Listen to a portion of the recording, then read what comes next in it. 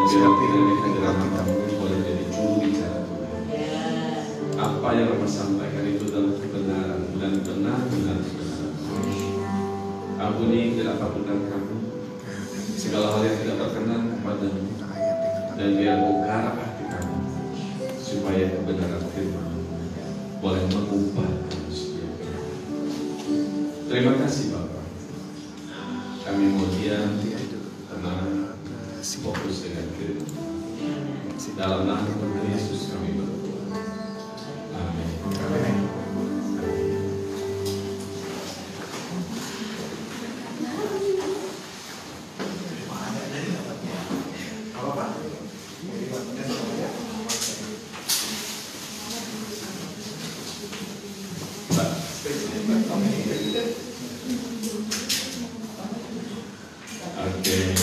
Shalom. Selamat sore Bapak Ibu, rekan-rekan semua. Baik, supaya kita lebih fokus, kita tunggu Pak Whiteboard ada di sini.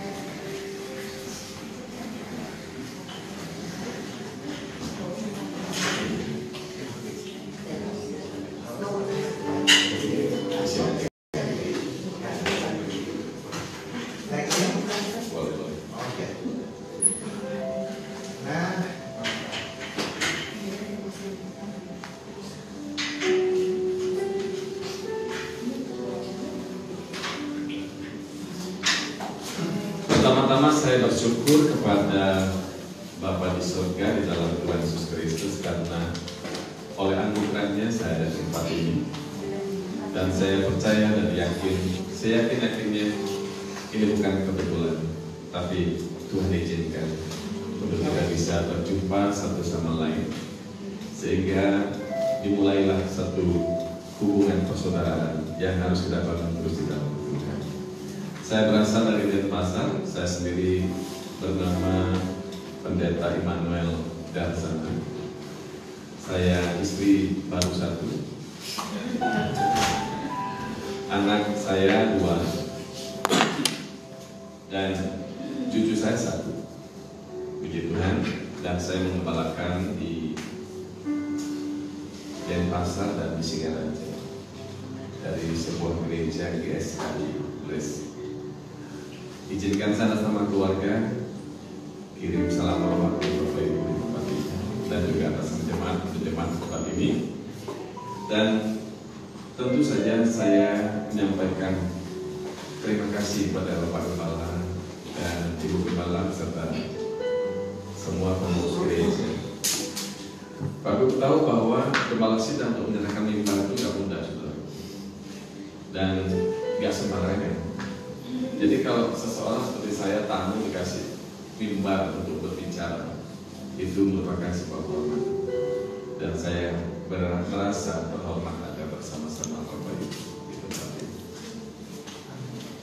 Saya juga adalah hamba Tuhan, pendiri dan sekaligus ketua dari Bless Bible College Online yang dikenal dengan BBCU. Satu lembaga yang bisa dirikan dan saya dedikasikan untuk umat Tuhan di seluruh dunia. Interdenominasi, di mana melalui sekolah ini kami ingin memperlengkapi setiap anak-anak Tuhan, juga pelayan-pelayan Tuhan, supaya melalui proses pendidikan yang kami selenggarakan secara gratis dan dibimbing oleh para dosen yang luar biasa dalam keilmuan maupun keteladanan hidup, bisa melahirkan generasi yang cerdas, berwawasan, dan berkarakter Kristus. Sehingga setelah melalui proses pendidikan dan pembentukan karakter, saya berharap umat Tuhan akan keluar sebagai pribadi dan pelayan-pelayan Allah yang siap mewarnai dunia dengan kebenaran. Dimulai dari dunia hidup diri ini, dunia rumah tangganya, dunia marketingnya, dunia sekitarnya, dan juga dimanapun berada, mereka siap mewarnai dunia dengan kebenaran. Karena itu saya hadir di sini sekalian juga memberikan kesempatan bagi Bapak Ibu kalau ingin belajar di BCU, monggo silakan Bapak Ibu mendaftarkan diri, karena angkatan yang ketiga ini akan dimulai tanggal 11 Juli yang akan datang. Dan Bapak Ibu, sampai hari ini mahasiswa BCU di seluruh dunia ada kurang lebih sekitar 700 lebih orang dari seluruh dunia yang ikut pendidikan di BCU. Dan yang ikut pun bukan sekitar S0, ada juga S3, S2, dan juga berbagai profesi. Ya, dimulai dari gembala sidang, pengurus sinode, jemaat, pelayan Tuhan, dan banyak orang-orang. Intinya kalau mau belajar di BCU kita harus bertahan. Mau belajar, mau diperlengkapi, baru kita akan bisa menerima segala sesuatu yang Tuhan ada. Saudara, saya sendiri sebagai orang Bali asli, saya latar belakangnya bukan Kristen. Tentu Bapak Ibu tahu di Bali 100% Hindu. Jadi kalau saudara ada di tempat ini, saya ucapkan selamat, karena saudara sudah orang hebat luar biasa karena Tuhan Yesus. Saya 4 bersaudara. Saya paling kecil, dan ketika saya lahir terjadi peristiwa G30S PKI. Ayah saya dibantai, rumah kami dibakar, seluruh milik diambil, sehingga dalam sekejap saya kehilangan orang tua dan kehilangan rumah, kehilangan bahan makanan. Rumah kami dibakar, dan tidak lama kemudian 2 minggu setelah kejadian itu, ibu saya dipaksa harus mau kawin sama salah seorang pembunuh daripada ayah saya. Dalam keadaan takut, katakan ibu saya juga tidak bisa berbuat apa-apa. Dia tinggalkan saya untuk menikahi pria yang dia tidak cintai demi keamanan anak-anaknya. Dan sejak itu saya ditinggalkan oleh ayah dan ibu saya. Saya ditambah oleh paman saya yang hidup dalam kemiskinan, hidup dalam kegelapan yang luar biasa. Seiring waktu bertambah dengan usia, saya juga tidak mengerti kenapa orang yang saya anggap sebagai orang tua itu berlaku kasar, kejam dengan saya. Dari kecil saya hidup dalam kepahitan Bapak Ibu. Sampai pada akhirnya saya sudah berpikir, saya harus bersekolah. Hanya sekolah yang bisa membantu saya. Tapi persoalannya bagaimana saya bisa sekolah? Makan aja kita susah. Sebab zaman dulu nggak ada kayak sekarang, ada fasilitas pemerintah. Kalau mau sekolah mesti biaya sendiri dan itu besar.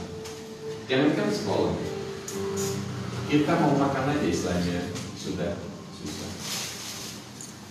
Nah, Bapak Ibu itu ketika saya kelas 5 SD, saya berpikir bahwa saya harus sekolah. Bagaimanapun caranya.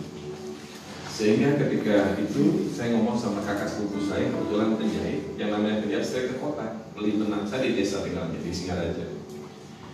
Kakak saya bilang, Kak, kalau ada panti asuhan, carikan saya panti asuhan, saya ingin sekolah. Atau carikan orang yang bisa sekolahkan saya. Tentu saja resikonya adalah kalau yang sekolahkan agama lain, saya mesti ikut agama orang itu.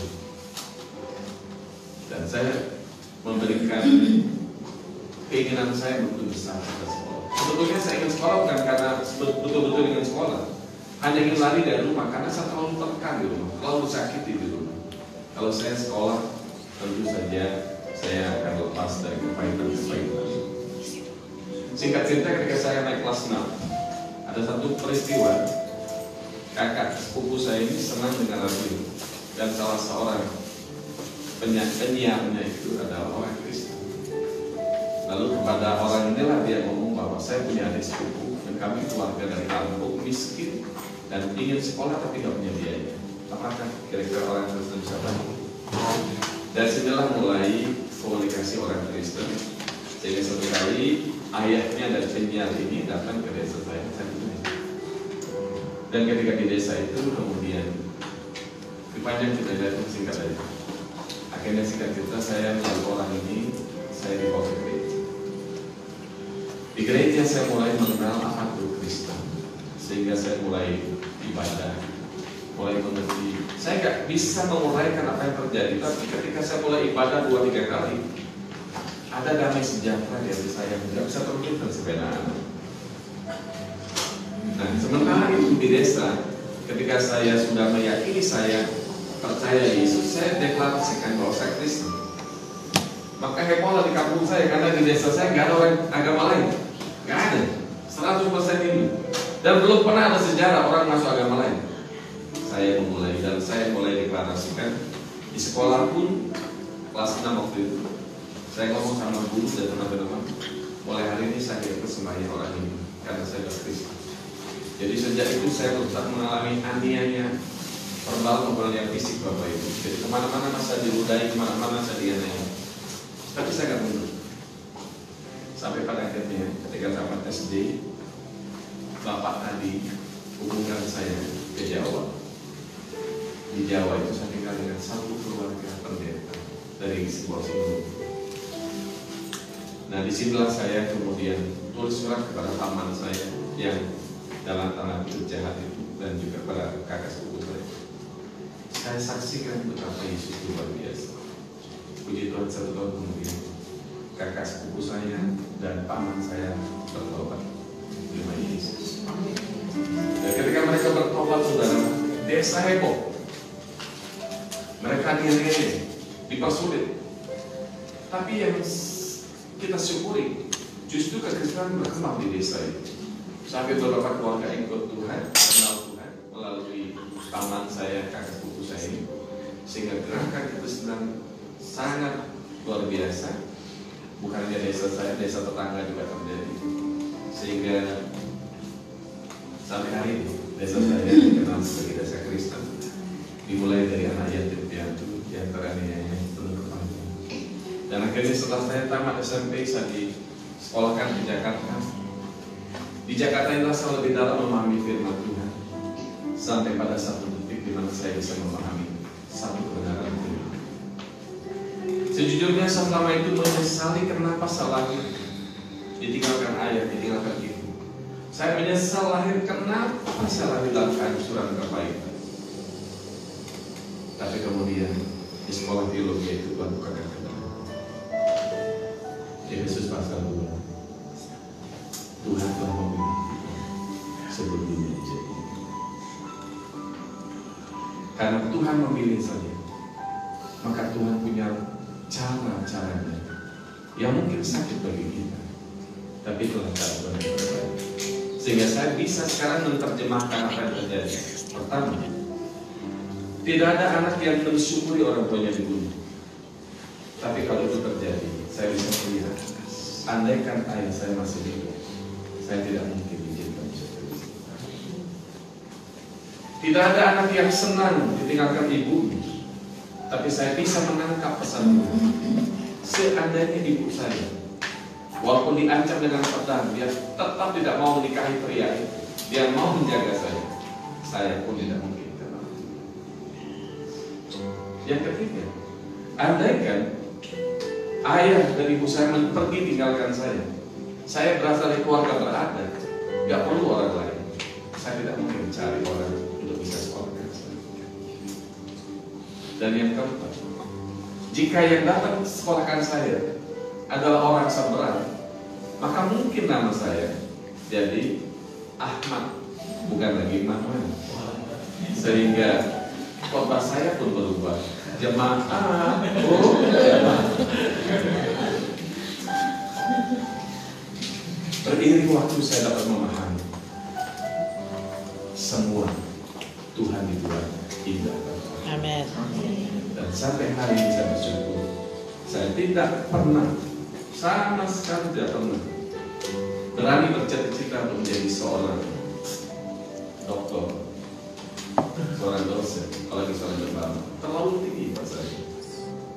Tapi apa yang tidak mungkin Tuhan berikan, sehingga saya boleh menyelesaikan doktorat saya bisa menjadi dosen, saya bisa menjadi kepala sidang, saya bisa memiliki istri seorang Chinese, anak-anak saya yang luar biasa mengasihi Tuhan, dan sekarang ada lembaga yang Tuhan percayakan, untuk saya kawal sehingga melalui misi ini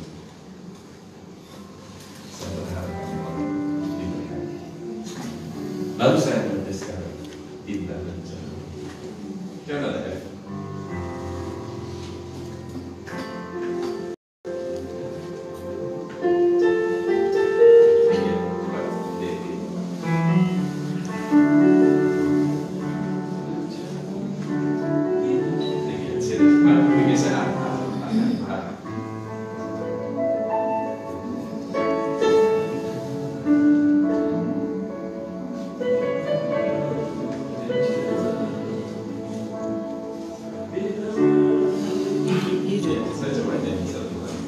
Lagu ini bukan karangan saya juga pengarang lagu.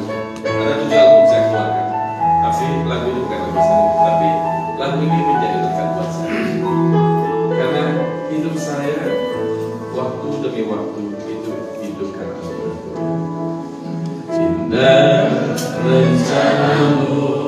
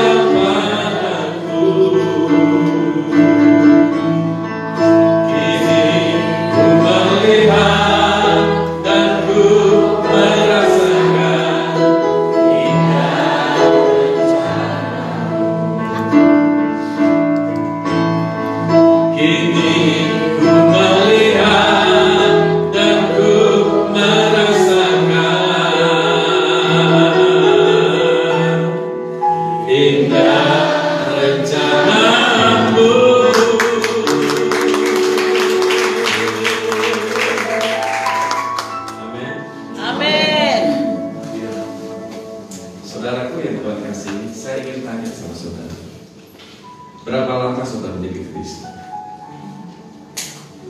Ada yang lain sudah Kristen? Ada yang 10 tahun? Ada yang 15 tahun? Atau ada yang baru berapa bulan menjadi Kristen? Gak masalah. Kekristenan bukan bicara soal waktu, tapi kekristenan bicara soal sedalam apa kita bisa mengerti apa itu Kristen dan apa itu kekristenan. Apa yang saya lihat dan saya amati sebagai hamba Tuhan yang Tuhan izinkan saya melayani keliling Indonesia bahkan beberapa negara, saya bisa melihat bahwa ada banyak orang Kristen yang menghidupi kegiatan-kegiatan agama Kristen, tapi tidak mengerti apa itu Kristen dan apa itu Kristen. Sehingga orang ke gereja. Orang memeluk agama Kristen, ya sudah memeluk agama Kristen, tapi tidak berdampak apapun dalam hidup. Bahkan tidak ada bedanya antara mana Kristen, mana non-Kristen. Orang Jerman katakan sami mawon, sama redupnya, sama nggak bercahayanya. Kenapa? Karena kita sekarang tahu bahwa orang menjalani rutinitas kekristenan tanpa memahami apa itu Kristen. Ada yang mau menjadi sukarelawan? Apa artinya Kristen? Ada? Apa artinya Kristen?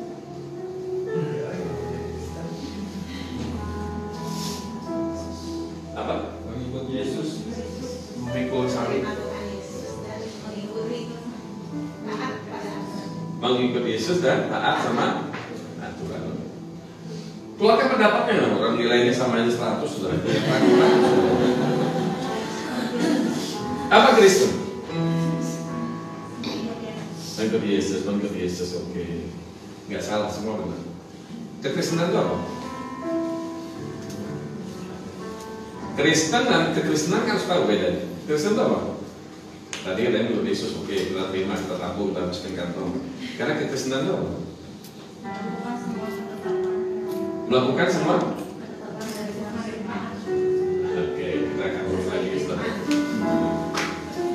Kekristenan itu adalah nilai-nilai dalam agama Kristen yang kita kembangkan, kita jalankan, namanya kekristenan yang kita jalankan. Jadi ciri-ciri Kristen itu yang dijalankan dalam kekristenan. Oke, kita melihat sekarang kalau saudara mau mengerti tentang apa itu Kristen, kita pertama-tama buka dalam 1 Yohanes pasal 2 ayat yang 6. Kecil tulisannya nih ya. 1 Yohanes pasal 2 ayat yang ke-6. Bisa lihat ya? Sudah ketemu?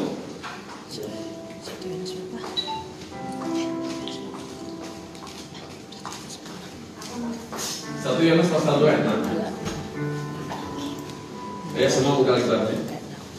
Ini karena saya latar belakang dosen, jadi saya korban berani ya, gaya mengajar, ya. Kalau pakai bahasa ini KKR. Oke, 1 Yohanes pasal 2 ayat 6. Ayo, 2, 3. Barang siapa mengatakan bahwa ia ada di dalam Dia, ia wajib hidup sama seperti Kristus telah hidup. Sama-sama, biar mantap suaranya. 2, 3. Barang siapa mengatakan bahwa ia ada di dalam Dia, ia wajib hidup sama seperti Kristus telah hidup. Kalau ini kita baca secara menjadi bahasa pribadi, ayat itu mengatakan ini: jika saya mengaku percaya bahwa hidup dalam Dia, maka saya wajib hidup sama seperti Yesus ini. Benar gitu ya? Kira-kira terjemahan bebas. Nah, jadi di dalam Alkitab dikatakan kekristenan itu apa sih? Yaitu gairah hidup atau gaya hidup untuk sama seperti Yesus. Jadi Kristen itu adalah duplikasi hidup Yesus. Kalau kita ngomong bahwa orang Kristen harus menjadi seperti Yesus, ini kita harus tenangkan dulu. Tenangkan dulu, sebab banyak orang Kristen salah kaprah. Makanya kita sepakat dulu. Apa yang maksud dengan menjadi seperti Yesus? Kalau di luar sana mungkin, dan juga mungkin ada di antara saudara yang juga bagian di luar sana, memahami menjadi seperti Yesus adalah melihat dari aspek manifestasi kuasa Yesus pada waktu Yesus masih hidup di tanah Palestina. Penuh dengan kuasa, membangkitkan orang mati, berjalan di atas air, mengubah roh air menjadi anggur. menyembuhkan berbagai penyakit, mengusir setan. Lalu kemudian melihat bahwa Yesus juga mampu mengubah 5 roti, 2 ekor ikan, memberi makan 5.000 orang. Sisa, kenapa ada sisa 12 batu? Karena gak ada orang Batak di sini. Kalau ada orang Batak, orang Bali, orang Jawa dan kita semua di situ, gak ada sisa karena kita akan bawa pulang. Ya. Nah, banyak orang Kristen bergairah mengatakan aku mau menjadi seperti Yesus karena jauh di pikirannya, jauh di dalam hatinya, dia ingin melihat hidupnya memiliki aspek-aspek kuasa yang ada pada diri Yesus, yaitu hidup orang Kristen untuk penuh dengan kuasa, melakukan mujizat, melakukan banyak penglihatan-penglihatan, membangkitkan orang mati, yang pada akhirnya, kenapa dia ingin seperti itu? Supaya satu, dia jadi populer. Sekarang jadi populer kan gampang.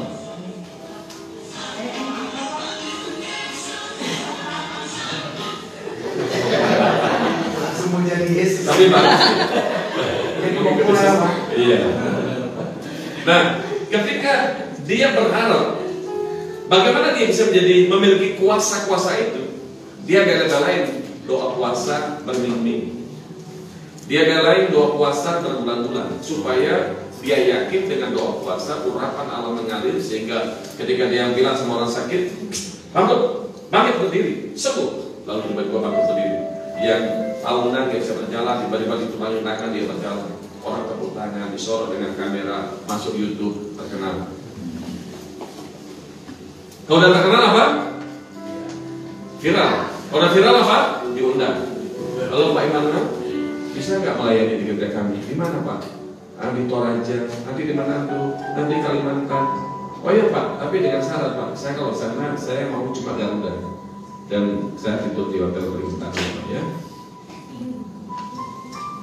Jadi orang menjadi seperti Yesus hanya karena sebuah fasilitas itu. Terkenal, populer, yang ujung-ujungnya adalah mengubah nasib. Lumayan, dulu waktu dulu jadi Kristen jadi tukang parkir, sekarang jadi pakai dasi. Lumayan dulu jadi pedagang di pinggir jalan, sekarang benar jadi Kristen terkenal, viral, guna sana sini. Paling tidak dulu nggak pernah naik pesawat, sekarang dulu awalnya naik pesawat. Dan terkenal, dan dulu rumahnya cuma 2x3 petak, itu pun statusnya kontraktor, kontrak sini kontrak sana. Sekarang dengan uang yang dia miliki, dia mengubah nasib sehingga menjadi orang kaya. Seperti lagunya Opi dulu, andai menjadi orang kaya. Ya kan? Dulu misalnya dia punya motor Yamaha S10H. Tahu belum? Yamaha S10H. Yamaha starter 10 kali baru hidup.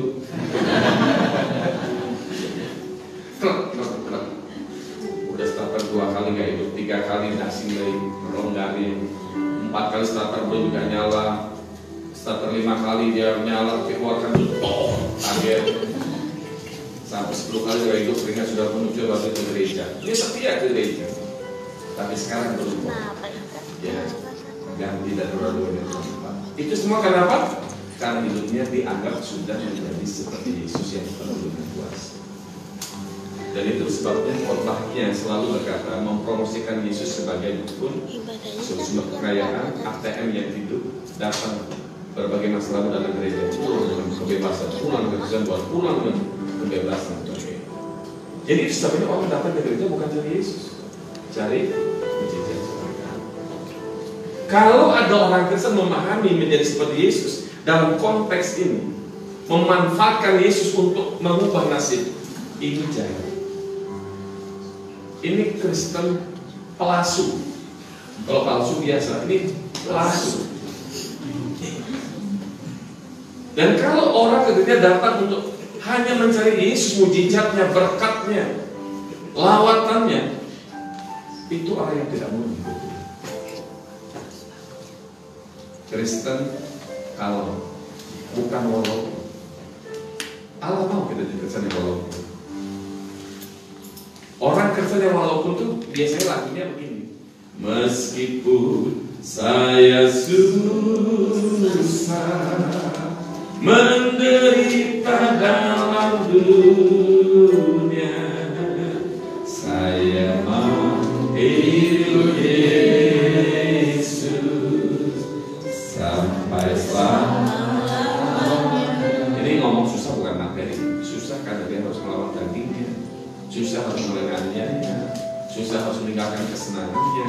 Tapi dia berkata, walaupun aku susah, aku penting. Kalau Kristen palsu enggak. Dia datang ke gereja bukan cari Yesus, tapi cari berkatnya. Yang diserahkan bukan hidupnya untuk digarap, tapi yang dia datang membawa masalahnya sudah diselesaikan. Ada banyak orang Kristen datang ke gereja hanya mencari membawa masalahnya, bukan hidupnya, bukan hatinya. Yesus nanti menunggu kita menyerahkan hati kita, batin kita, hidup kita untuk digarap menjadi seperti Dia. Tapi banyak orang Kristen gagal memahami kekristenan. Kenapa? Karena memang kita diasuh oleh paham-paham yang salah selama ini. Kekristenan jelas berkata, barang siapa yang mengaku hidup dalam Dia, ia wajib hidup sama seperti Yesus telah hidup. Saudara, ngomong identitas kita Kristen harus tahu. Pertama kali disebut Kristen itu di mana? Di Antioquia. Ya, bukan di Antioquia sekarang di Turki. Antioquia sekarang di daerah Syria. Ada dua Antioquia di sini. Nah, itulah jadi pusat kekristenan awal-awal. Awal abad pertama, kekristenan berkembang di situ. Kita melihat di dalam Kisah Rasul 11 ayat 26. Kisah Rasul 11 ayat 26. Kisah 11 ayat 26.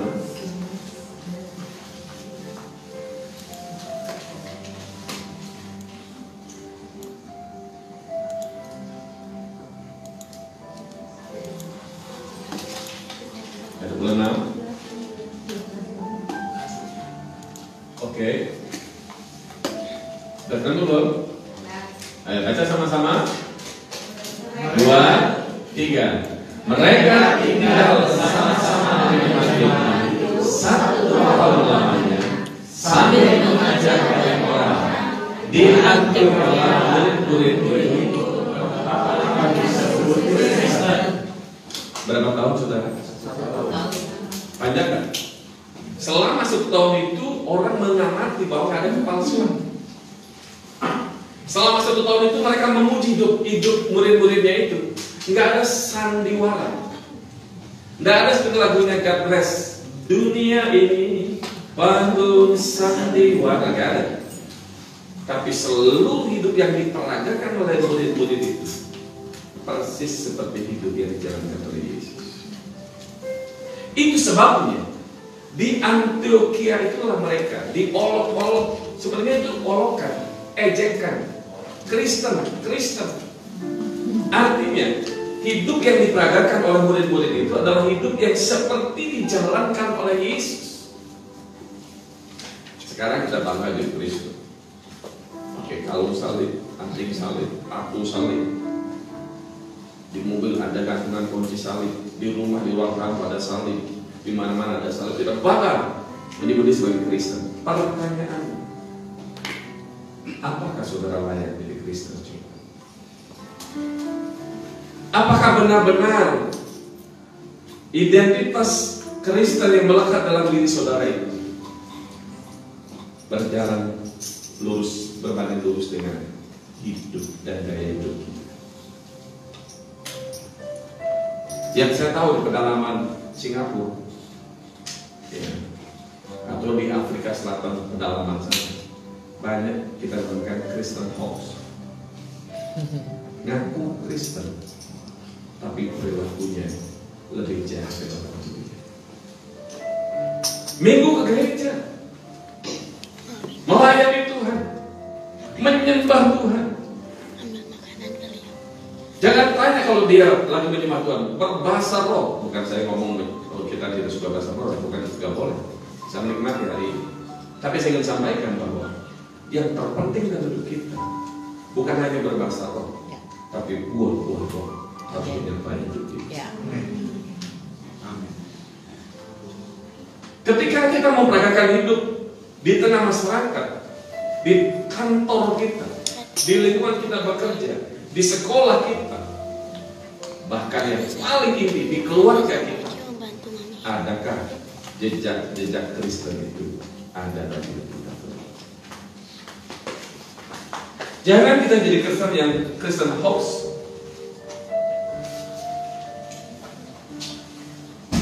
Nah, pertanyaan ini yang harus kita selalu renungkan. Apakah kita sudah fantasi buat Kristen atau tidak? Kalau saudara membelah, kalau andai kan saya ibaratkan belah, ini buah, ini Kristen.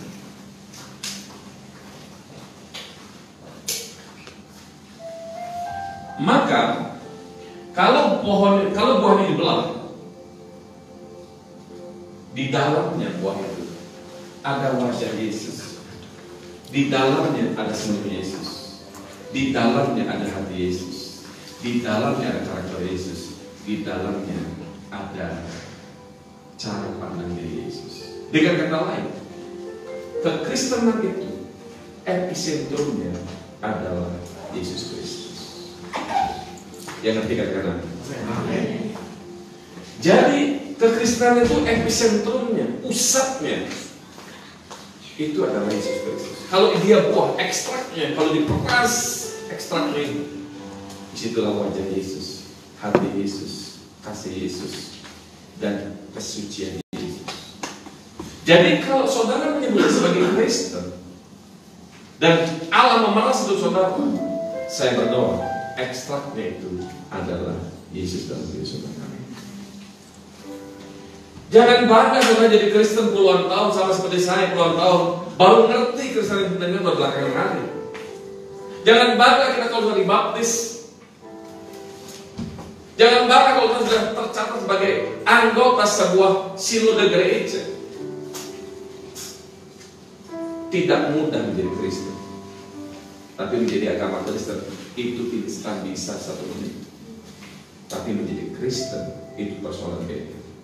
Ada harga yang harus dibayar. Ada nilai yang harus dapat dibuktikan dalam diri kita. Dan untuk menjadi Kristen itu tidak cukup orang itu percaya secara logika Yesus itu Tuhan. Untuk dapat disebut Kristen tidak cukup orang itu cuma melakukan ritual dibaptiskan. Butuh waktu proses panjang yang disebut dengan proses pembentukan menjadi seperti Yesus. Jadi jangan berpikir, please, begitu dibaptis, aku sudah menjadi seperti Yesus. Monster-monster jahat dalam diri saudara itu masih ada. Monster-monster jahat dalam diri saudara masih ada. Dan itu harus kita garap. Itu harus kita garap. Jadi kalau kita mau datang ke gereja, jangan menyerahkan masalahmu saja, bukan nggak boleh, tapi serahkan hatimu supaya Allah garap hatimu, bentuk hatimu. Kekristenan bukan bicara soal kuantitas, kekristenan itu bicara soal kualitas. Haleluya. Nah, menjadi seperti Yesus, hidup serupa dengan Yesus, itu ada makna lain. Ada makna yang sejajar dengan hidup seperti Yesus itu dalam Matius 5 ayat 48. Coba Matius 5 ayat 48.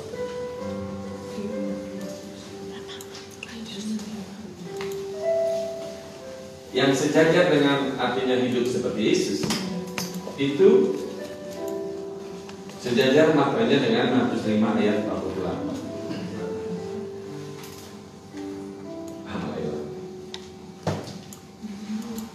Oke.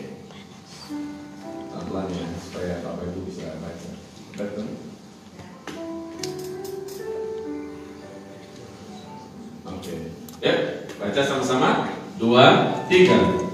Maka itu haruslah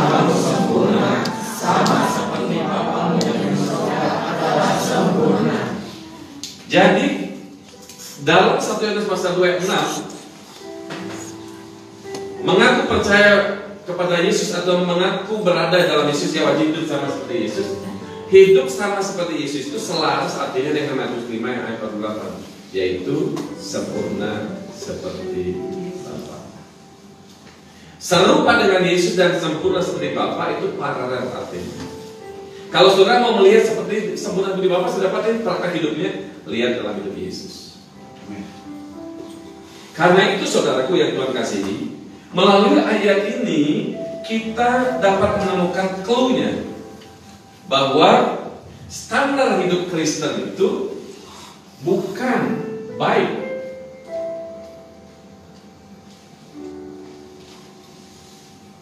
Standar kekristenan itu bukan baik. Standarnya adalah sempurna.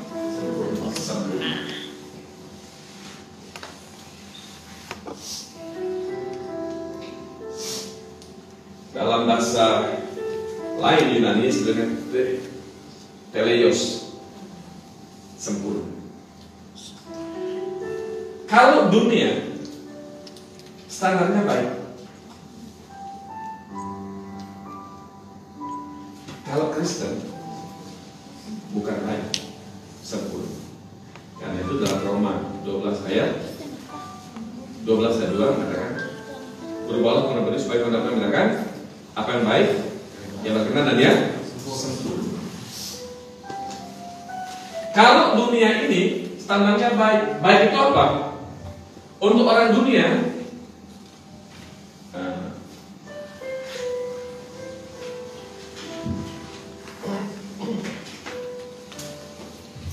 baik untuk dunia itu apa? Satu, beragama, beragama.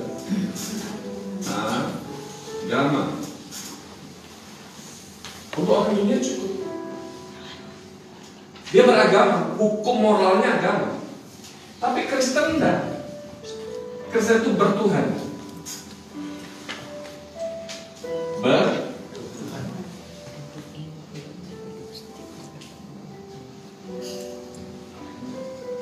Saya mau terangkan di sini.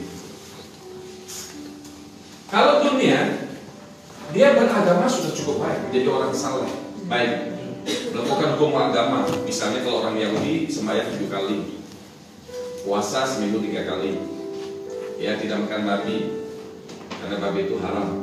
Padahal kalau dia tahu babi itu enak, dia nyesel. Ya, betul ya? Dia lakukan ritual standar agama, sembahyang, puasa, sedekah, kemudian berkorban, dan kemudian standar moralnya adalah standar hukum agama. Misalnya jangan berzina. Di dalam konsep agama, berzina itu artinya melakukan hubungan seks di luar pasangannya, itu berzina. Hukum agama adalah jangan mencuri, mengambil milik orang lain dan merugikan orang lain, merampas hak orang lain, itu mencuri, itu nggak boleh. Tapi dalam kekristenan nggak cukup. Bukan hanya jangan kau berzina, itu memang harus, tapi sempurna bertuhan adalah ketika orang melihat sesama jenis orang lain, lawan jenis dan tergerak nafsunya, dia sudah berzina. Kalau agama mengatakan jangan balas dendam, balaslah. Kalau kamu tampar pipi kanan, yang adil itu tampar juga pipi kanan. Tapi dalam kekristenan bertuhan tidak. Tuhan katakan apa? Kalau kamu ditampar pipi kananmu, beri pipi kiri. Kalau dalam beragama dikatakan jangan mencuri, mengambil milik orang lain, itu memang harus, nggak boleh, itu standar biasa kekristenan. Tapi di sini apa? Jangan mengingini milik orang. Lebih mudah melakukan hukum beragama yang tertulis, lebih mudah. Jangan makan babi. Saya bisa nggak makan babi?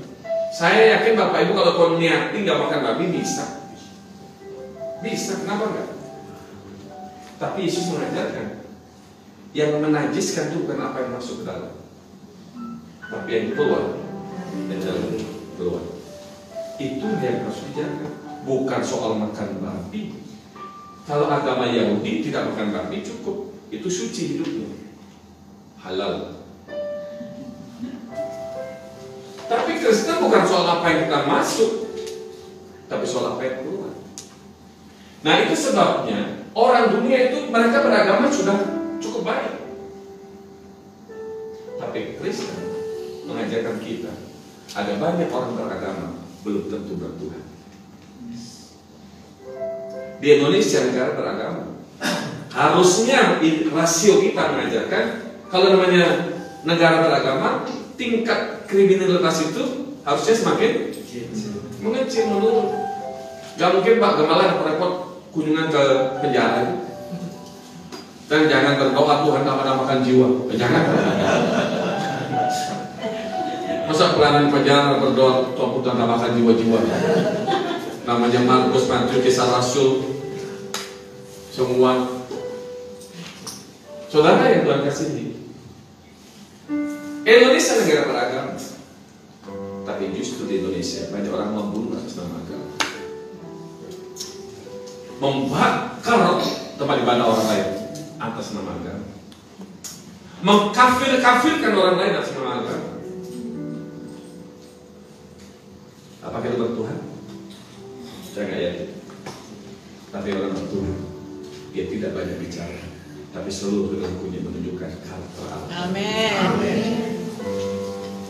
Amin. Amin. Dia nggak perlu banyak bicara, nggak perlu menonjolkan identitas, tapi di cara dia bergaul orang dapat menangkap. Ini Tuhan pasti benar. Allah yang diikuti pasti benar. Dan untuk bisa menjadi sempurna itu tidak mudah. Tidak bisa tercipta dalam satu malam. Nanti akan saya jelaskan. Jadi kekristenan dengan dunia itu standarnya beda. Kalau kita mengatakan kita hidup dalam Yesus Kristus, maka standarnya bukan baik, tapi teleios, sempurna. Bapak Ibu yang Tuhan kasih, kalau orang dunia ini mempertahankan hak,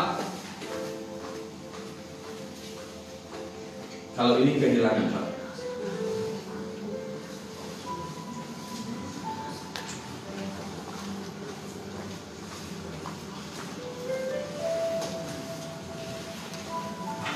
Kalau orang dunia merasa bahwa meraih kemuliaan itu hak, mengejar kemuliaan dunia itu hak, mengejar semua kekayaan dunia itu hak, menikmati dunia itu hak, membalas orang lain dengan kejahatan itu hak, menghancurkan orang yang menghancurkan kita itu hak.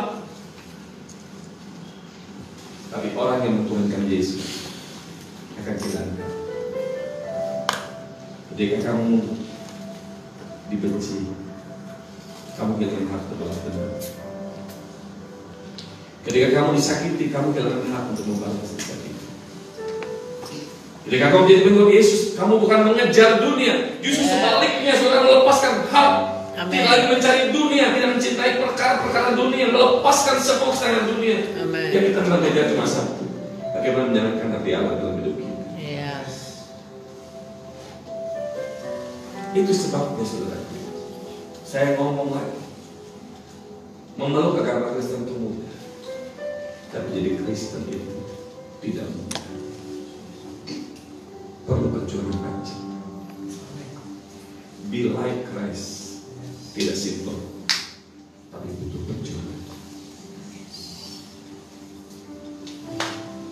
Bagaimana kita bisa memahami mengapa Allah menuntut agar kita bisa menjadi orang yang sempurna atau hidup seperti Yesus? Karena hidup sempurna atau menjadi seperti Yesus itu sama dengan artinya orang itu berada dalam proses karya keselamatan. Proses keselamatan.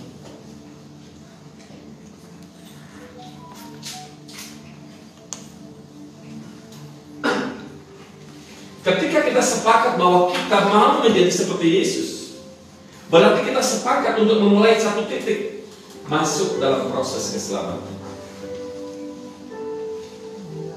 Saya jelaskan buat Bapak Ibu. Apa sih selamat? Ini mesti tenangkan lagi. Kita sepakat dari titik yang sama sudah berangkat. Apa yang maksud dengan selamat? Banyak orang berpikir, selamat itu artinya lompat dari neraka ke surga. Begitu kita percaya, tiba-tiba plung, dari neraka pindah ke surga, dari api neraka ke surga yang kekal. Sebetulnya nggak salah aman juga sih. Itu hanyalah akibat, buah dari proses panjang karya keselamatan. Sama seperti orang kuliah di kedokteran. Untuk apa kuliah di fakultas kedokteran? Supaya saya menjadi dokter. Menjadi dokter itu adalah buah dari proses. Orang kuliah di kedokteran supaya apa? Tahu tentang ilmu dalam tubuh kita. Itu apa namanya? Iya. Belajar sama struktur tubuh kita, aliran darahnya, kemudian seluruh organ-organ tubuh kita, kemudian apa yang bisa dimasukkan ke dalam tubuh itu dan apa yang tidak boleh, batas-batasnya berapa. Kalau menguasai semua hal-hal yang berkaitan dengan kesehatan itu dan lolos dalam karya tulisnya, baru dilatih menjadi dokter. Jadi saya pakai ilustrasi ini. Apa itu selamat? Banyak orang menyimpulkan selamat itu seperti karya orang, saya mau jadi dokter. Di dokter itu adalah buah. Jadi keselamatan itu apa? Keselamatan itu artinya dikembalikan kita kepada rancangan semula. Ini harus berat. Selamat itu artinya apa? Selamat itu artinya adalah dikembalikannya manusia kepada rancangan semula. Rancangan semula itu apa? Rancangan semula itu adalah manusia yang hidup tanpa cacat, tanpa celah, dan melayani Allah menjadi kepuasan bagi hati Allah. Bukankah manusia diciptakan dan dirancang oleh Allah menjadi manusia yang hidup kudus tanpa cacat, tanpa celah, dan seluruh gelar hidupnya itu dalam rangka melakukan kehendak Allah. Jadi keselamatan itu adalah proses dikembalikannya manusia kepada rancangan semula. Kalau saudara sudah menjadi orang yang kudus tanpa cacat, tanpa celah, dan hidupmu menyenangkan hati Tuhan, nggak perlu ngomong sorga. Sorga itu bonus. Amin. Sorga itu sudah otomatis ngikutin, nggak perlu Tuhan bahwa aku masuk surga, nggak perlu. Kalau saudara sudah menghidupi hidup seperti Yesus, itu proses keselamatan. Makanya kalau sudah sampai pada titik ini, hidup kita sudah serupa dengan Yesus, baru kita sepakat dengan kalimat sekali selamat, tetap selamat. Tapi kalau belum sampai pada titik ini, orang mengklaim bahwa aku percaya Yesus masih selamat. Kalau selamat mungkin si Jawa, orang Jawa. Tapi selamat dalam konteks dikembalikan kepada rancangan semula, belum tentu. Kenapa? Tidak mungkin orang yang mengaku Kristen tapi dia tetap berzina, tetap mencuri, tetap kasar, tetap pendendam, tiba-tiba mati, tabrak mobil misalnya, masuk surga hanya karena dia KTP-nya Kristen. Ingat, keselamatan bukan soal KTP. Keselamatan bukan soal agama, tapi soal bagaimana kita masuk dalam proses keselamatan Allah, yaitu kita dibentuk di proses untuk menjadi serupa dengan Yesus. Tepuk tangan kepada Yesus Kristus. Dan ini saudaraku, mengapa kita dituntut untuk menjadi sempurna? Sempurna artinya hidup seperti Yesus Kristus. Karena itu berarti kita bersedia masuk dalam proses keselamatan. Ini sebenarnya anugerah. Selamat itu karena anugerah. Yang pertama, fasilitas keselamatan itu adalah ini. Keselamatan itu fasilitasnya adalah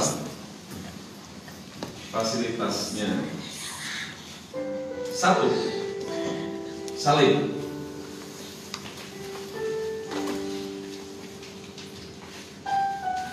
Kalau orang mau masuk dalam proses keselamatan, yang pertama-tama dia harus terima Yesus sebagai Tuhan Juru Selamat. Karena tidak ada perdamaian di luar salib. Darah Yesus tercurah, darahnya dan perdamaian antara manusia dengan Allah. Sebaik apapun orang, kalau dia menolak Yesus dan tidak percaya Yesus, tidak mungkin ada gerbang keselamatan. Sebab tidak ada keselamatan di luar Yesus Kristus. Selamat itu apa? Dikembalikan manusia kepada rancangan sembuh. Ini mutlak. Harus percaya Yesus. Tapi tidak cukup percaya. Yang kedua, Tuhan memberikan kepada kita Roh Kudus. Dia parakletos kita, penolong kita, pembimbing kita di kebenaran. Dia membawa kita seluruh wahyuan-wahyuan yang baru.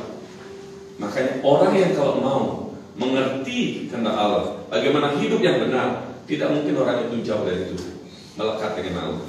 Karena Roh Kudus itu yang memampukan kita. Amin. Melakukan apa tidak mampu kita lakukan. Yang ketiga, fasilitas yang ketiga adalah ini, Injil. Injil yang murni.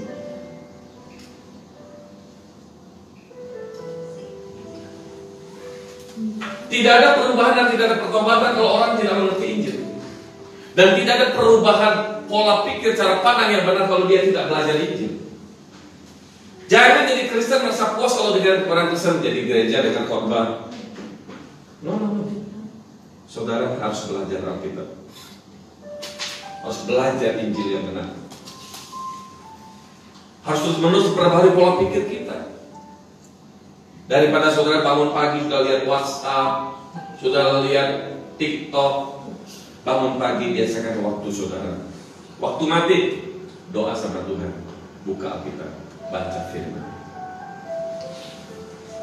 Dengerin YouTube khotbah-khotbah yang saudara anggap sama Tuhan yang benar. Sebab banyak sama Tuhan juga banyak gak benar nih saudara. Cari sama Tuhan yang kita tahu pemberiannya benar, dengerin. Dengarkan khotbah-khotbahnya. Injil yang benar mengubah mindset kita. Haleluya. Berubahlah oleh pembaharuan diri. Dan ini yang keempat, penggarapan.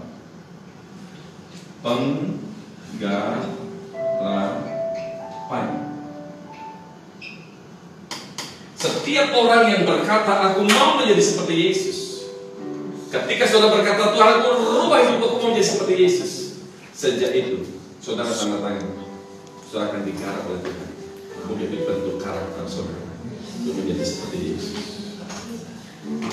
Melalui apa? Masalah. Jadi jangan berpikir masalah itu adalah hukuman Tuhan. Jangan berpikir masalah itu sebagai bentuk Tuhan sedang murka dengan kita. Apalagi kalau orang berkata kau pasti nyimpan dosanya, makanya ada masalahnya. Jangan kau belum bayar perpuluhan, makanya ada masalah. Jangan masih punya kepahitan. Ayo ngaku, ayo kepahitan. Sekarang kita belajar dewasa. Masalah yang Tuhan izinkan adalah media Tuhan menggarap kita untuk menjadi dewasa, menjadi semakin kuat, dan menjadi media kita berjumpa dengan Allah. Roma 8 ayat 28. Allah turut bekerja bersama untuk menangkan kebaikan bagi kita, orang-orang yang baik menurut apa? Bukan baik menurut standar dunia, tapi baik menurut standar Allah, yaitu apa? Serupa dengan Yesus. Saat tadi diskusinya malam. Kalau misalnya sekelas BBC yang memang sudah dideklarasikan sebagai suatu lembaga untuk membentuk karakter Kristus, maka pasti iblis itu akan mengacak-acak. Dan Allah izinkan itu supaya melalui masalah itu kita mencoba membangun respon yang benar. Kalau saudara gagal di situ, saudara belum lulus. Sebab setiap masalah diizinkan akan membawa kepada kita next level. Tapi kalau saudara nggak lulus, di situ akan berjumpa dengan masalah yang sama. Kalau saudara dalam hidup saudara itu ada potensi, ada monster jahat dalam diri saudara adalah dendam. Saudara hidup dalam sifat karakter yang memang belum bisa melepaskan roh dendam itu, selalu sakit hati, selalu dendam sama orang. Kita egois sama orang. Saudara nggak akan pernah berhenti bertemu sama orang yang selalu seakan-akan menyakiti saudara.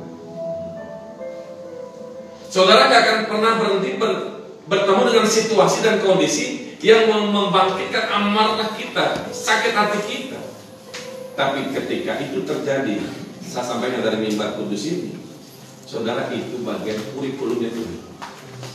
Supaya ketika masalah itu muncul, monster saudara keluar, monster jahat saudara keluar. Dan monster yang tersembunyi dalam daging kita, saudara tangkap.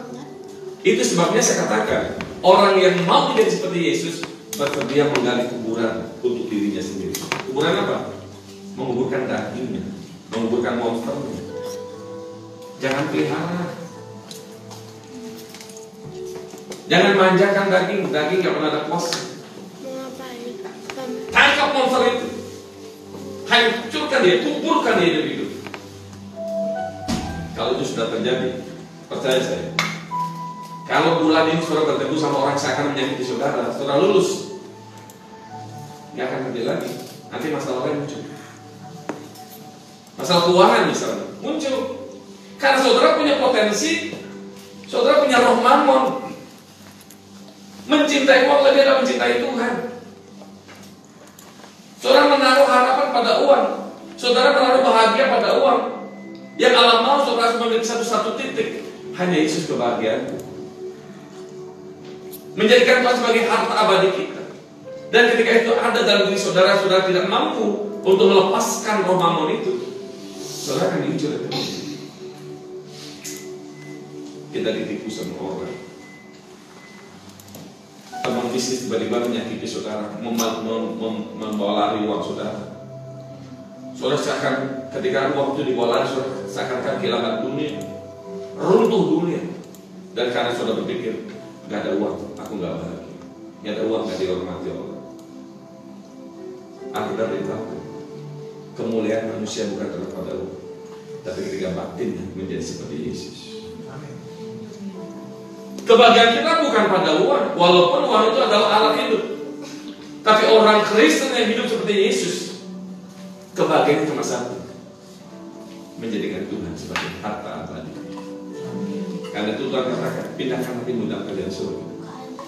Di bumi ingat dan kalah akan ada, dan pencuri akan mencuri. Jadi masalah-masalah yang muncul dalam hidup kita adalah bagian dari fasilitas keselamatan. Saudara digarap, dibentuk untuk menjadi semakin serupa dengan Yesus. Katakan amin. Wah, ini kebenaran luar biasa. Kalau tepuk tangan, haleluya.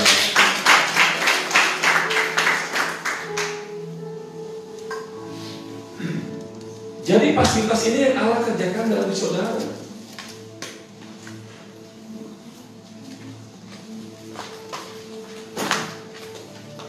Dan saudara harus tahu bahwa untuk hidup menjadi seperti Yesus atau hidup serupa dengan Yesus itu tidak instan. Saya katakan itu tidak terjadi secara instan.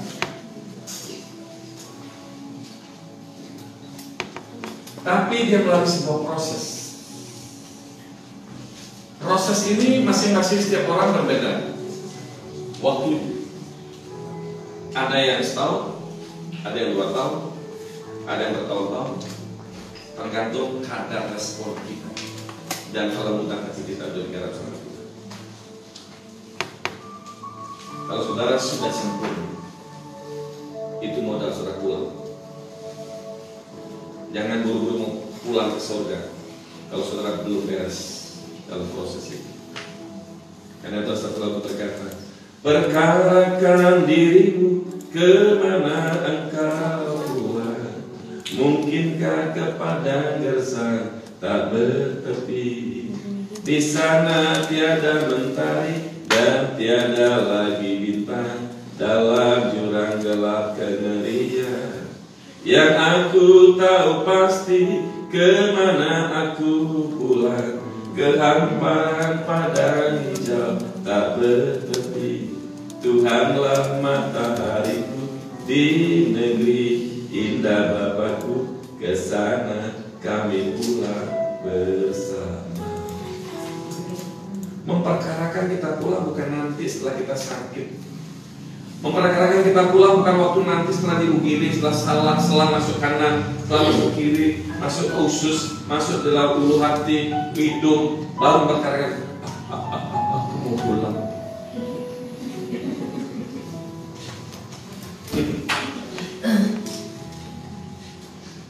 Perkarakan ini sekarang. Saudara dan saya semua punya nomor antrian pulang. Dan itu bukan kemungkinan, itu pasti. Dunia ini bukan kemungkinan. Jangan terlena dengan dunia ini. Jangan habiskan waktumu mengejar kemuliaan dunia ini. Saudara udah punya hebat, punya rumah besar, gereja besar sekalipun, mobil banyak, tapi tidak satu pun kita bawa pulang. Yang kita bawa pulang cuma satu, manusia mati di kita, yang telah dipoles seperti Yesus Kristus. Gak ada orang mati bawa sertifikat pabrik.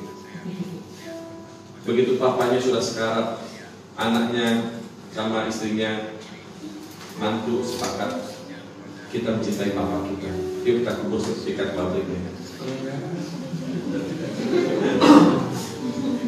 Betul?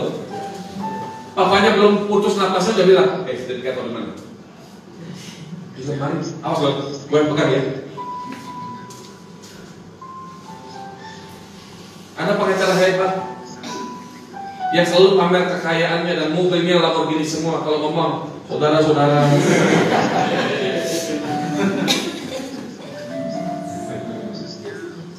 buktikan ngomong saya. Nanti pakai ada cincin sih. Mobilnya Lamborghini semua. Dia dengan saya sama, nanti pergi ke kuburan pulang, diantar ke satu mobil namanya ambulan. Betul ya? Dia bawa Lamborghini, parkir rumahnya ada 10-12, nggak pusing. Satu kali kita pergi ke rumah, pesan terakhir, mobilnya sama, namanya ambulan.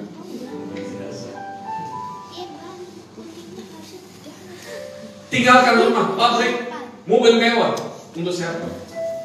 Seandainya itu bisa menyogok malaikat di surga, untuk bisa masuk surga, kerja keras, raih dunia. Tapi saya beritahu saudara, kekayaan dunia, semua apa yang dunia berikan, tidak satu pun bisa mengantarkan kita masuk kerja ke surga. Kecuali saat, ayo kita berjuang untuk hidup be like Christ. Harus hidup seperti Yesus. Jangan jadi jago kandang. Di gereja kita menjadi malaikat, di luar menjadi penjahat. Kalau saudara mau tahu siapa dia, bukan melihat di gereja. Kalau melihat orang Kristen yang benar, yang lihat waktu dia ada di gereja ibadah, semua bisa bermanipulasi. Tapi lihat di luar, bagaimana dia tampil sebagai pribadi yang menangkan gaya hidup Yesus dan begitu. Itu perlu proses, Bapak. Perlu proses untuk kita bisa digarap menjadi seperti Yesus. Amin.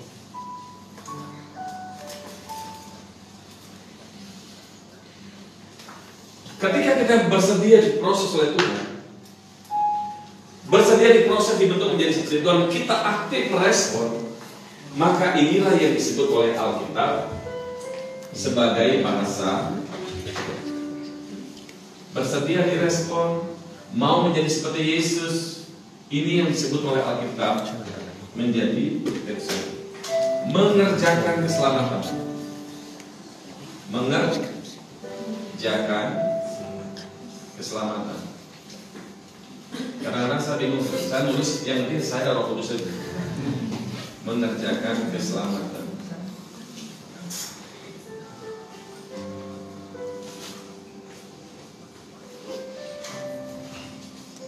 Saya ingat waktu kuliah, Pak Gilbert itu kan teman sekolah saya, istrinya teman sekolah saya waktu S1. Saya memang dari dulu gak hobi nulis tuh. Saya kalau kuliah itu dengerin terus apa yang penting saya catat, itu pun tulisannya ya hanya saya yang tidak tahu saya kenal. Kalau ujian saya ketik Gilbert, but ini catatan dulu. Kalau dia tulisannya bagus sudah, istrinya juga bagus sudah. Lalu kemana aja tadi? Udah aku pinjam fotokopi. Nah jadi saya punya catatannya dia, saya cocokkan urutan saya, klop. Yang puji Tuhan itu aku ketika saya lulus S1, saya lulus dengan cum laude, ya. Kemudian S2 juga sama. Kemarin saya S3, saya lulus dengan summa cum laude di S3 saya. Nah Bapak Ibu, ngomong apa kalau dia besar? Oh tulisan saya kan, tikus, saya kira itu. Jadi ketika kita bersedia merespon kehendak Allah supaya kita digarap menjadi seperti Yesus, maka ketika kita bersedia untuk menggarap dan mematikan monster-monster jahat dalam diri kita, inilah yang dimaksud dalam Alkitab. Kerjakanlah keselamatanmu dengan takut dan gentar. Pak, selamatkan karena anugerah. Benar. Yesus mati bagi kita ketika kita masih berdosa. Yesus mau disalibkan 2000 tahun yang lalu ketika kita masih ada di bawah hukum dosa. Darah Yesus cukup menyelesaikan dosa kita dari zaman Adam sampai dengan sekarang. Tapi untuk bisa menjadi seperti Yesus, tidak cukup percaya bahwa Yesus adalah Tuhan, tidak cukup percaya bahwa Dia mati disalibkan, tapi orang yang mau diproses oleh Tuhan, dia harus mengerjakan keselamatannya, yaitu bukan hanya percaya Yesus mati di atas salib, tapi dia bersedia menyalibkan dagingnya sendiri. Makanya kata Tuhan Yesus apa? Barang siapa menjadi pengikutku, dia harus bersedia menyangkal diri dan memikul salib. Jadi orang Kristen yang mengerjakan keselamatan itu adalah orang Kristen yang bukan hanya percaya Yesus mati disalibkan, tapi orang Kristen yang bersedia menyalibkan dirinya untuk menghidupi hidup Yesus dalam hidup. Katakan amin. Filipi 2 ayat yang ke-12.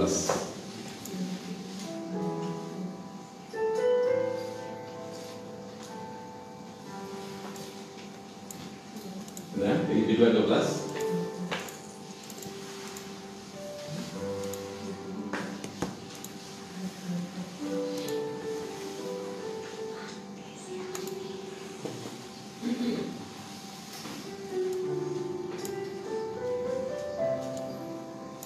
Baca 2, 3. Hai saudara-saudaraku yang dikasihi, kamu senantiasa karena itu kerjakan keselamatanmu dengan takut dan gentar. Bukan saja seperti waktu aku masih hidup, tetapi lebih pula sekarang waktu aku tidak hidup. Amin. Allah kita bukan Allah yang benar, Dia Allah Maha Kuasa, Allah yang berdaulat. Seperti lagu saya kita dikatakan, Engkaulah Tuhan, Engkaulah Raja, berdaulat atas hidupku, berserah penuh. Gak ada salah dengan lagu itu, tapi kontennya harus apa? Allah kita Allah yang berdaulat itu benar, tapi bukan Allah yang memaksa kita. Dia bukan Allah yang otoriter, yang menciptakan kita sebagai manusia robot. Tapi Allah memberikan kepada kita kehendak bebas. Memilih Allah atau mammon, memilih dunia atau memilih Tuhan, mau diproses atau tidak mau diproses. Ketika kita mengatakan kita mau mengerjakan keselamatan, maka itu berarti kita tanda tangan kontrak. Tuhan, aku bersedia. Bukan saja percaya bahwa Engkau adalah Allah yang mati disalibkan, tapi aku bersedia mematikan diriku sendiri. Amin. Ini yang namanya mengerjakan keselamatan. Tidak bertentangan dengan konsep anugerah Allah. Kita selamat karena anugerah Yesus mati disalibkan. Kalau kita lihat fasilitas keselamatan dan salib. Ketika kita berdosa, Dia mati bagi kita. Darah yang mendamaikan kita. Tapi untuk menjadi manusia seperti yang lain kita bersedia untuk secara proaktif mematikan daging kita dan membiarkan Roh Allah makin memberkati kita. Sampai pada titik kita bisa berkata seperti Paulus katakan, hidupku bukan aku lagi, tapi Yesus yang ada di dalam. Galatia 2. Amin. Sehingga kita bisa memahami sekarang bahwa kita dipanggil oleh Allah bukan sekedar percaya Yesus mati dan salib, tapi bersedia digarap supaya hidup kita ini hanyalah menjadi alat peraganya Tuhan. Kita tidak menjadikan diri kita sebagai alat peraga keinginan kita, tapi menjadikan diri kita sebagai alat peraganya Tuhan. Apa yang kita pikirkan adalah pikiran Tuhan. Apa yang kita ucapkan adalah ucapannya Tuhan. Apa yang kita putuskan keputusan Tuhan. Amen. Ini yang disebut dengan manusia bertuhan, bukan manusia bertuhan itu adalah apapun yang dikerjakan, apapun diperbuat, yang dipikirkan, yang diinginkan harus selalu sesuai dengan pikiran perasaan yang terdapat dalam Yesus Kristus sebagai Tuhan. Bapak Ibu, Yakobus 2:26 berkata, iman tanpa perbuatan hakikatnya adalah mati. Beriman di Tuhan, yes. Tapi iman itu tidak akan pernah bisa menjadikan saudara menjadi pribadi yang Allah inginkan kalau saudara tidak bersedia diproses oleh Tuhan. Dalam Alkitab kata anak itu ada dua, notos dan huios.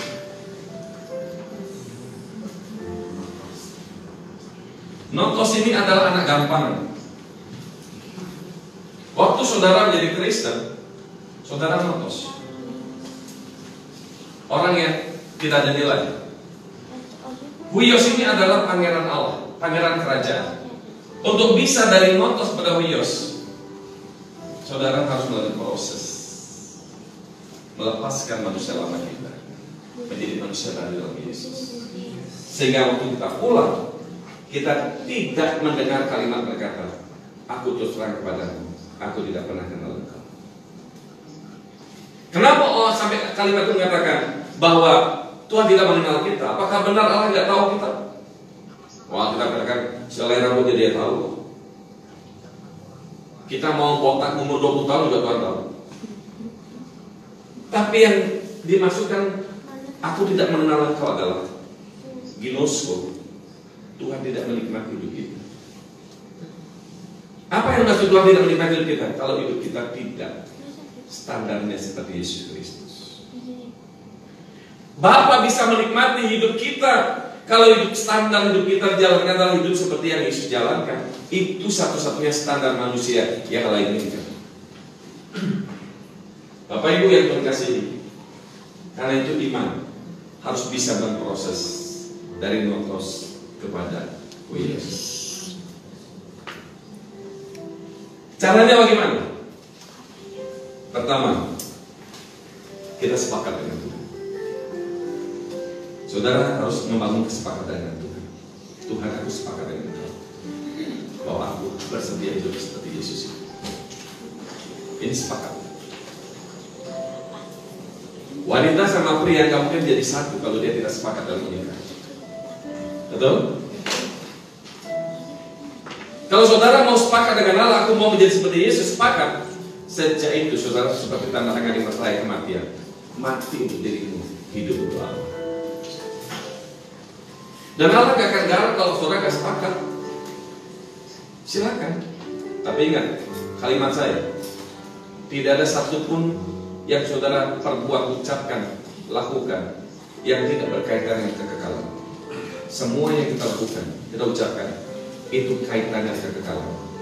Kita akan dihakimi, kita akan bertanggung jawab di depan Tuhan.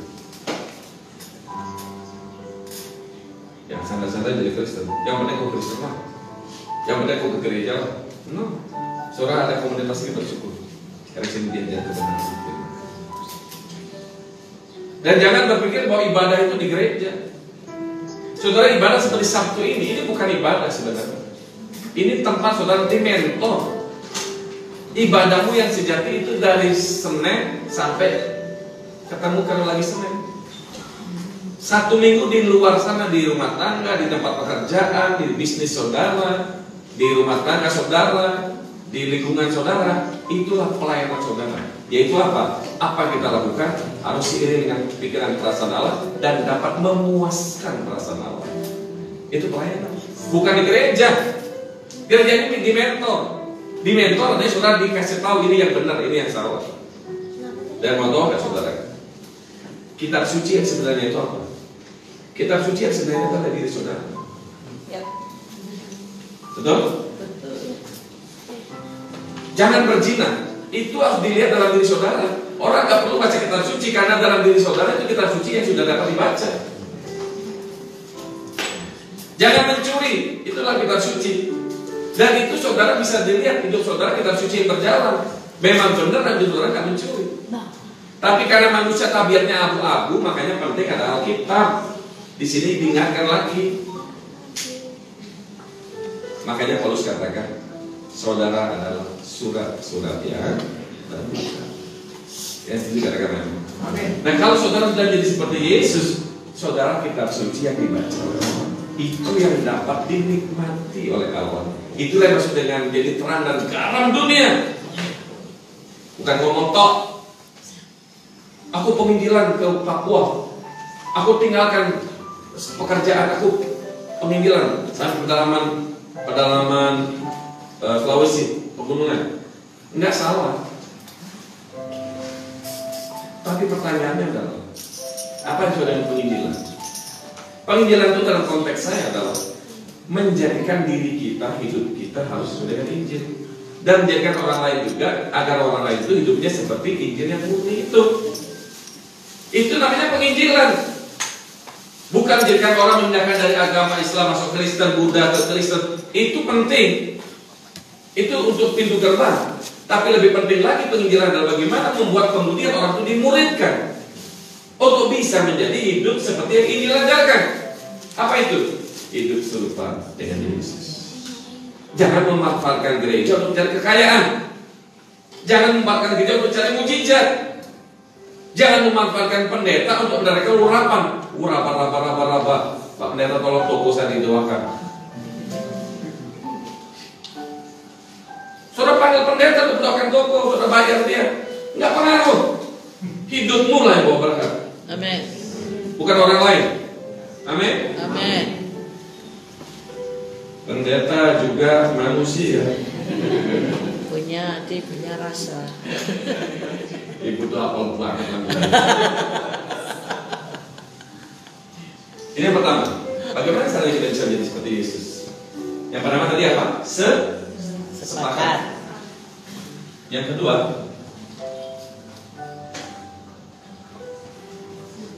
adalah menggarap yang tidak terlihat. Yang pertama kita sepakat dengan itu. Yang kedua, menggarap yang tidak terlihat. Kita selama ini kan sibuk menggarap yang terlihat. Ke salon, facial, rambut sudah kuning, rambut sudah hitam kita kuningin, udah kuning berubah lagi hijau, udah keriting kita rebonding. Kemudian saudaraku, tangan kiri kanan itu penuh dengan gelang. Kita sibuk menggarap yang di luar. Ke gereja kita bukannya cari Tuhan, kita cuma sekedar pamer. Makanya ada di sebuah gereja ini cuma lelucon, saudara. Tetapi kadang-kadang di gereja itu nyanyi haleluya. Mari katakan cring cring cring haleluya. Sampai katanya terbuka dengan lirik katakan gue. Kenapa? Karena sini berbelah. Yang sebelah kiri juga sama. Haleluya cring cring cring cring. Kamu kalah saudara. Ada mama di depan nggak tahan. Dia bilang haleluya. Karena kirinya masuk.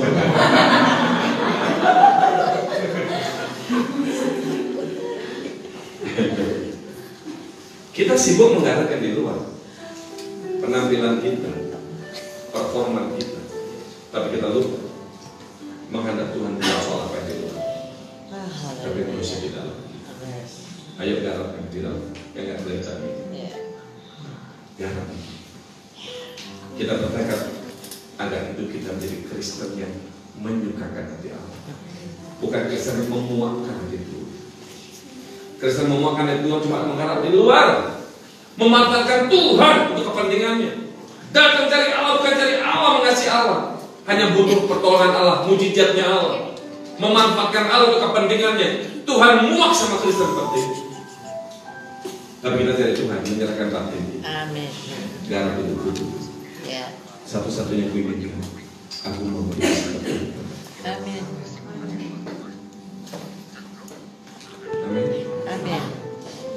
Yang ku sembah Hanya Yesus, yang ku puja hanya Yesus, yang ku sembah hanya Yesus.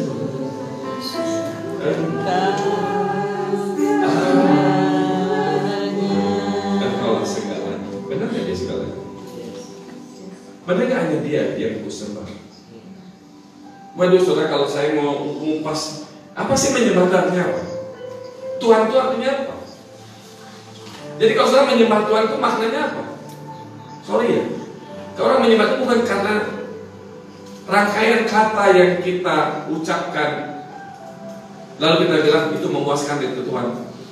Mau tahu nggak, di surga suara malaikat jauh lebih merdu dari suara saudara. Kalau saudara falas,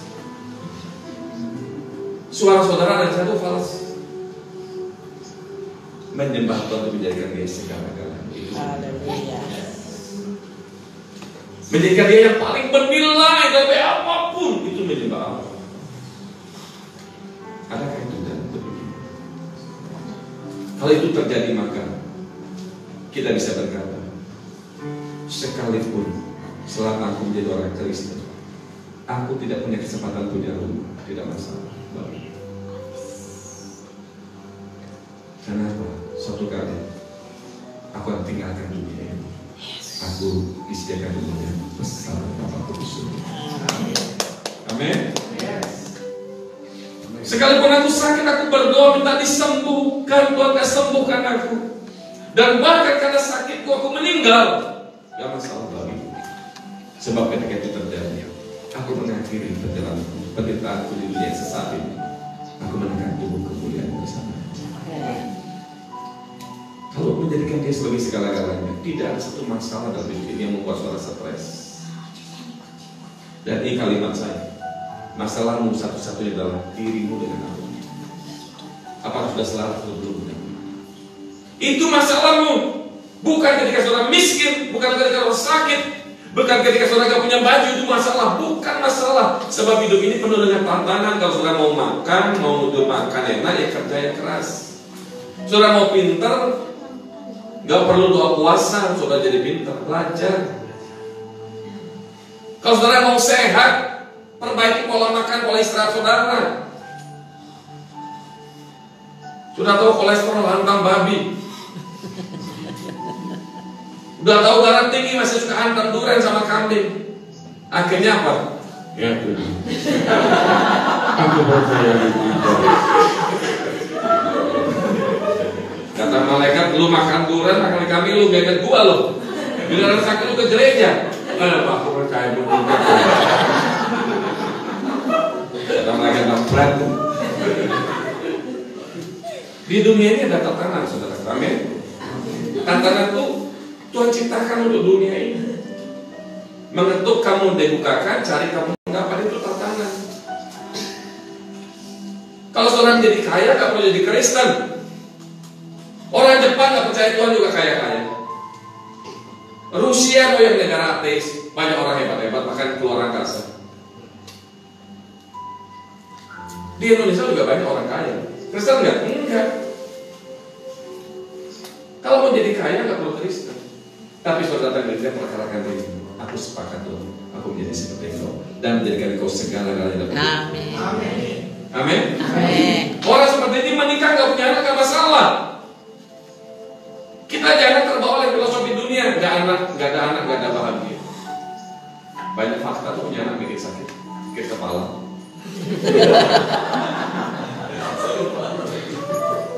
Anak bukan jadi kebahagiaan orang tua. Justru anak menjadi sering kali bapaknya bunuh diri karena anak. Menikah kok punya anak bukan masalah. Jangan sampai gara-gara istri gak punya anak kita kawin lagi. Atau kalau ada tertentu, kalau belum punya anak laki, kawin lagi.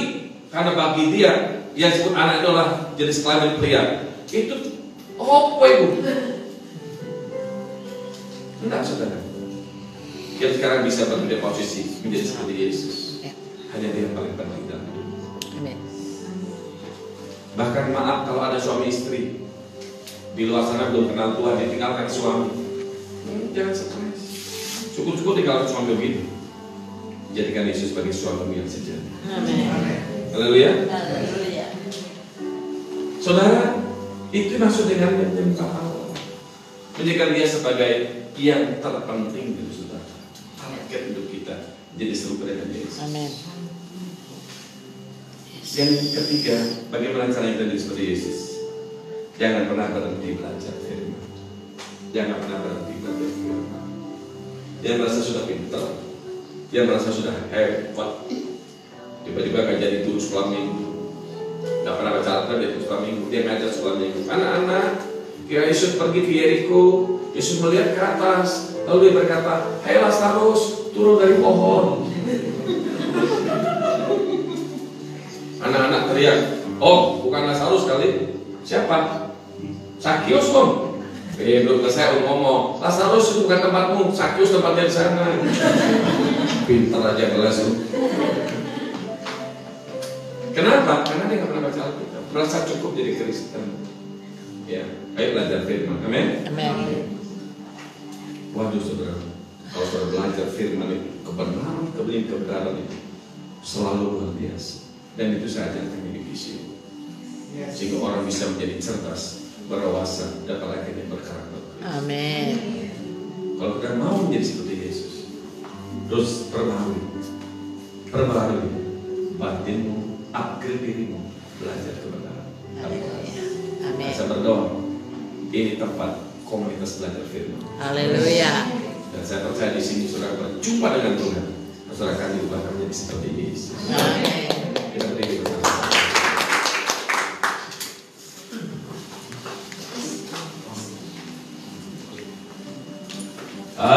Haleluya. Haleluya. Haleluya. Haleluya.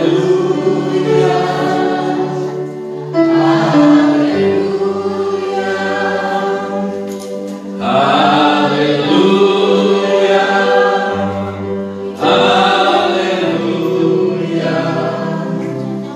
Haleluya. Haleluya.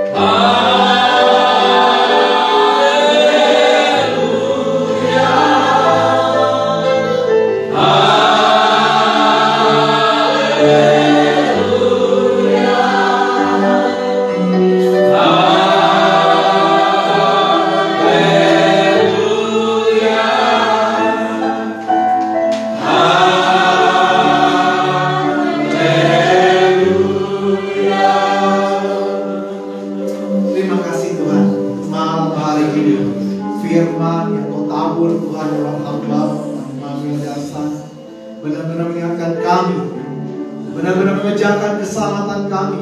Yes. Dan kami bisa hidup serupa dengan Amin. bukan hanya tentang kami mengenal Engkau, Yes. tetapi tentang Engkau mengenal kami Amin. sebagai anak-anak. Amin. Terima kasih. Dalam nama Tuhan Yesus, kita semua yang tadi berkati kita katakan amin. Ya, hari ini kita ada sebelum nanti doa penutup, doa berkat.